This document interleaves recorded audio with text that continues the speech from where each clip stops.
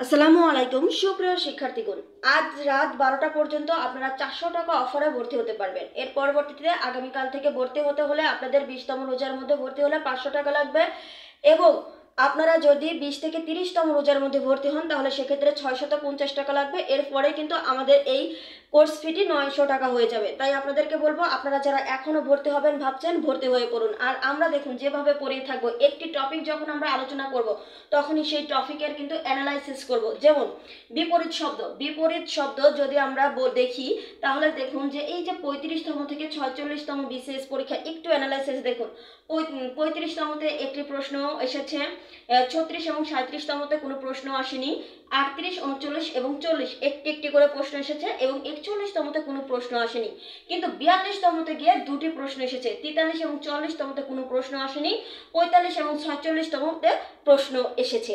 তাহলে একটু লক্ষ্য করুন যে এখানে বিসিএস এ মাঝে মাঝে প্রশ্ন আসছে এবং মাঝে মাঝে প্রশ্ন আসছে না, এই যে বিপরীত শব্দ এর ক্ষেত্রে।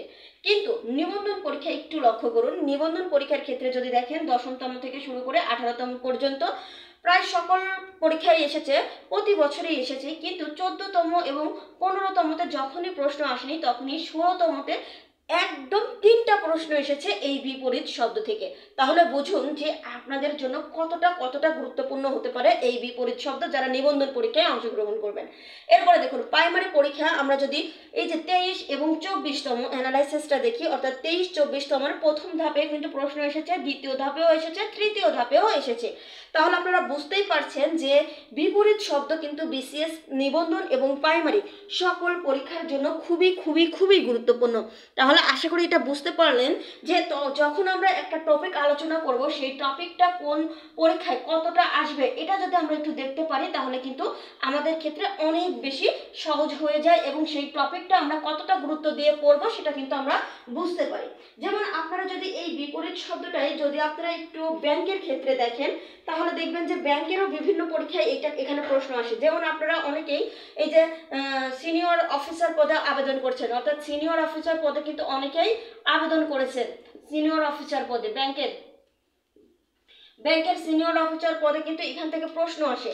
যেমন হচ্ছে ব্যাংকের সিনিয়র পদে কিন্তু আমরা দেখতে পেয়েছি যে এখান থেকে খুব ভালো বিপরীত শব্দ থেকে একটি প্রশ্ন কিন্তু এসেছিল, মানে একটি প্রশ্ন আসে। এবং হচ্ছে জ্ঞানের সমন্বিত সমন্বিত অফিসার পদেও কিন্তু একটি একটি করে আসে। সো এটা ব্যাংকের পরীক্ষার জন্য যারা আবেদন করবেন তাদের জন্য কিন্তু এটা খুবই গুরুত্বপূর্ণ।